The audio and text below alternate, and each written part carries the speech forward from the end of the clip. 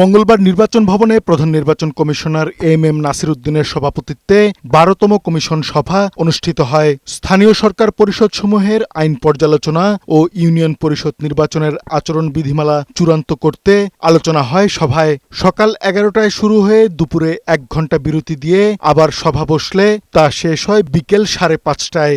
Commission সভায় অন্য নির্বাচন কমিশনাররা, কমিশনের সিনিয়র সচিব ও ইসির ঊর্ধ্বতন কর্মকর্তারা উপস্থিত ছিলেন।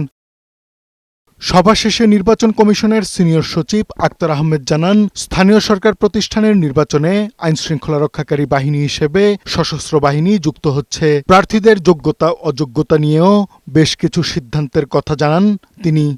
আইন প্রয়োগকারী সংস্থা সবগুলো আইনে এটা সেভাবে নাই, কাজে আমরা মনে করি যে সবগুলো আইনে এটা ইনক্লুড করা উচিত। সবগুলোর ভিতরে আপনার সশস্ত্র বাহিনী অন্তর্ভুক্ত, যেমন যেটা আরপিওতে যেভাবে আছে সেইভাবেই। কমিশন মনে করেন যে না, এদেরকে এমপিওভুক্ত শিক্ষকগণ যেন নির্বাচনে অংশগ্রহণের অযোগ্যতা হয়। লাভজনক পদে, অফিস অফ প্রফিট লাভজনক পদে থেকে নির্বাচন করা যাবে না।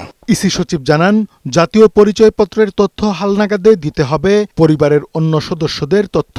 এছাড়া এখন থেকে ভোটার এলাকা স্থানান্তরে ফি লাগবে। ভোটার স্থানান্তর এটা অনলাইনে করার পদ্ধতিটা আমরা বলছি যে আপনারা অনলাইনে আবেদন করেন এবং এই মাইগ্রেশনের জন্য একটা সংশোধনী ফি দিতে হবে। আইনে আছে 15 বছর হলে নবায়নের ব্যাপার, এনআইডি নবায়নের ব্যাপার আছে। তো এনআইডি নবায়নের জন্য নির্ধারিত একটা ফর্ম এবং সে ফর্মে কি কি তথ্য থাকবে, যেমন একটা ফ্যামিলি ট্রির কথা বলা হচ্ছে যে আবেদনকারী বা যিনি এখন এনআইডি ধারী তিনি তার পরিবারের তথ্যটা দিবেন যাতে সংগতিটা আমরা মেনটেন করতে পারি। আক্তার আহমেদ জানান, স্থানীয় সরকার নির্বাচনের আইনবিধির সংশোধিত প্রস্তাব দ্রুততম সময়ের মধ্যে মন্ত্রণালয়ে পাঠাবে নির্বাচন কমিশন। আমরা প্রস্তাব পাঠাবো। কাজী ফরিদ আহমদ, বৈশাখী সংবাদ, ঢাকা।